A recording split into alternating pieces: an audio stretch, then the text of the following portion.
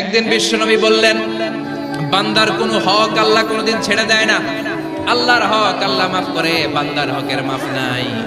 যদিও আমি নবী, আমার উপর যদি কোনো হক থাকে বলো, আমি দিয়ে দেব।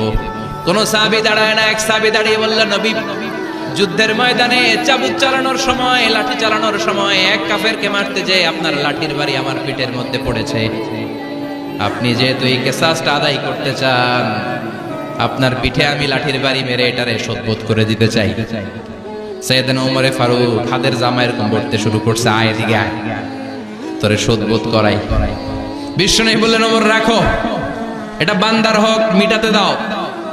বিশ্বনবী বললেন, আসো, তুমি এসে আমার পিঠে লাঠি দিয়ে চাবুক দিয়ে বাড়ি মারো। সাহাবী বলে, ও নবী, তখন দুর্ভিক্ষের সময়ের যুদ্ধ ছিল, আমাদের গায়ে জামা ছিল না।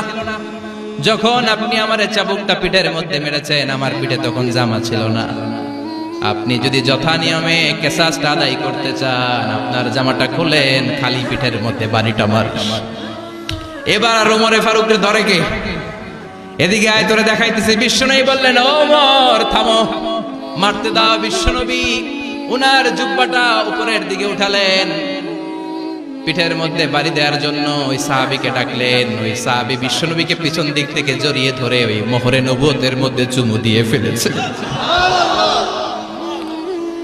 সাহাবী বললেন, নবী গো, এই নাটক করার জন্য আপনি আমারে মাফ করে দিয়েন।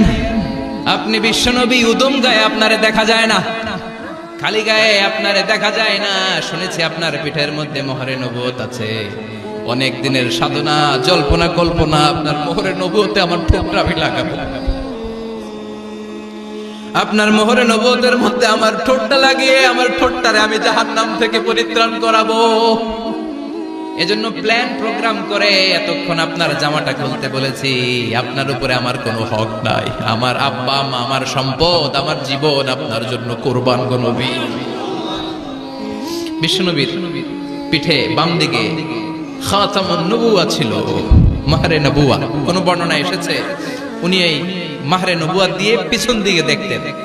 বিশ্বনবী যখন নামাজ পড়তেন উনি বলতেন, ইস্তাকিমু ওয়া'তাদিলু ইয়ারহামুকুমুল্লাহ, কাতার সোজা করো, ফাঁকা জায়গা বন্ধ করে দাও, কারণ আমি সামনে যেমনি দেখি পেছনেও তেমনি দেখি। অনেকে বলেন বিশ্বনবী পেছনে দেখতেন এই মাহরে নবুয়তের জায়গাটা দিয়ে। এটা ছিল বিশ্বনবীর behind CC camera, behind close circuit camera. আল্লাহু আকবার। বিশ্বনবী ছাড়া কোন নবীর পিঠে এরকম মাহরে নবুয়া ছিল নাকি? কথা বলেন। এজন্য ওই নবীরে গালি দিলে সহ্য হয়? কথা বলেন, সহ্য হয়? আবিয়াদুল ইবতাইন, বগল ছিল শুভ্র সাদা। আমাদের বগল কি সাদা? দুর্গন্ধ, কুৎসিত, কালো, তাই না? বিশ্বনবীরটা কালো? কথা কম, শুভ্র সাদা। আমরা দোয়া করি এভাবে। বিশ্বনবী মাঝে মাঝে দোয়া করতে করতে বৃষ্টির জন্য যখন দোয়া চাইতেন, আরাফার ময়দানে যখন দোয়া চাইতেন, দোয়া করতে করতে হাতটারে উপরের দিকে করতেন। সবাই এরকম হাত তোলেন, সবাই হাত তোলেন। বিশ্বনবী মাঝে মাঝে আবেগের চোটে এইখান থেকে হাতটা এই জায়গায় নিয়ে যেতেন। সুবহানাল্লাহ।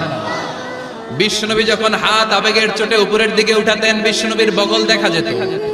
সাহাবারা বলতেন, হাত্তা ইরা বায়াদু ইবতাইহি, এই সুযোগে আমরা দেখতাম ওনার বগলটা ধবধবে সাদা, কোনো দাগ ছিল না।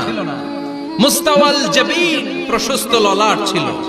আসামুল আনফ, খাড়া নাক ছিল। বিষ্ণুবীর নাক কিন্তু বোচা ছিল না।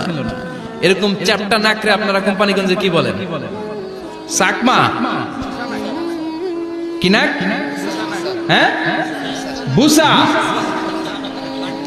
নাক বুসা বা বোচা। বিষ্ণুবীর নাক এই চাকমা স্টাইলে নাক ছিল না, খাড়া ছিল।